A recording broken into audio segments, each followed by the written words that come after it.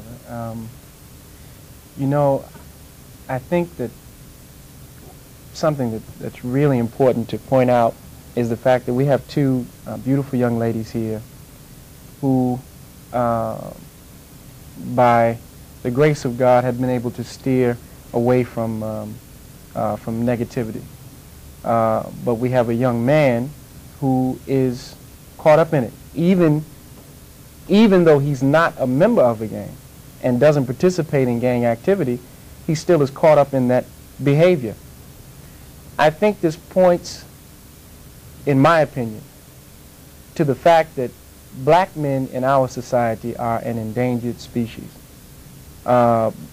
If you are young, particularly young and black in America, there is a price tag on your head. And it is because, again, in my opinion, that young black men represent the strength of the black community and the future of the black community. The fact that, and I have served as the prison reform minister for the Nation of Islam for the Commonwealth of Kentucky for over a year now, the fact that when we go into these institutions, and from the age of 15 on up to 70, we find that 45, in some cases 75% of the inmates in these institutions are black men. Many of them were not gang members. Many of them, quite frankly, should not be there. But caught up in a culture. But caught up in the culture. And I think that unless we deal with the fact that black men are looked at as an enemy to the larger society, we will never truly deal with the root causes of many of these problems. Let's talk with one more. KRS-One is another rap artist involved in the rap scene. We have a sample of his work, and I want you to hold that thought, Minister. I want to talk a little more about that culture of violence. KRS-One, sample of his work. The beat was supposed to drop right there. The beat was supposed to drop right there.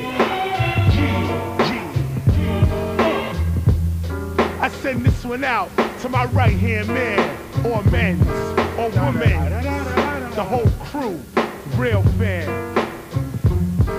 We could count the door, kick up, blow what you like, watching video. That's KRS-One. I am not sure if we actually had an actual sound from that.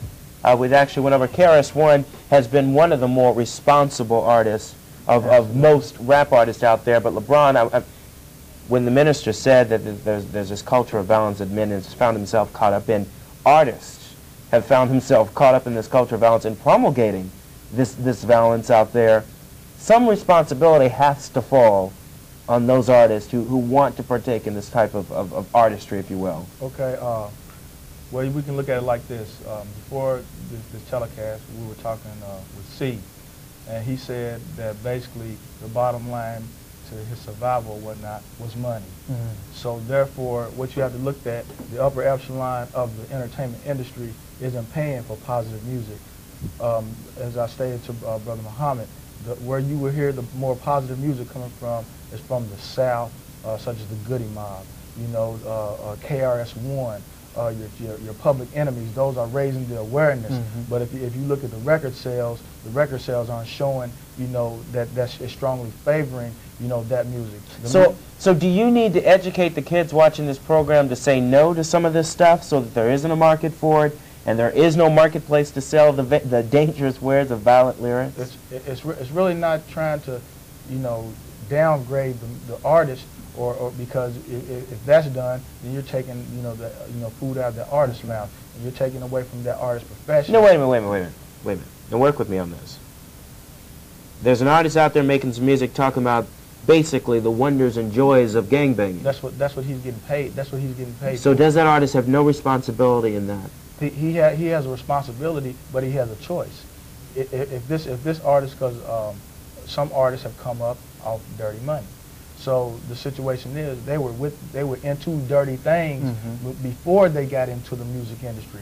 But since they got into the music industry, they've gotten away from their negativity, you know. But they have a choice. If they stop doing those lyrics, they stop getting paid. Got it. I've got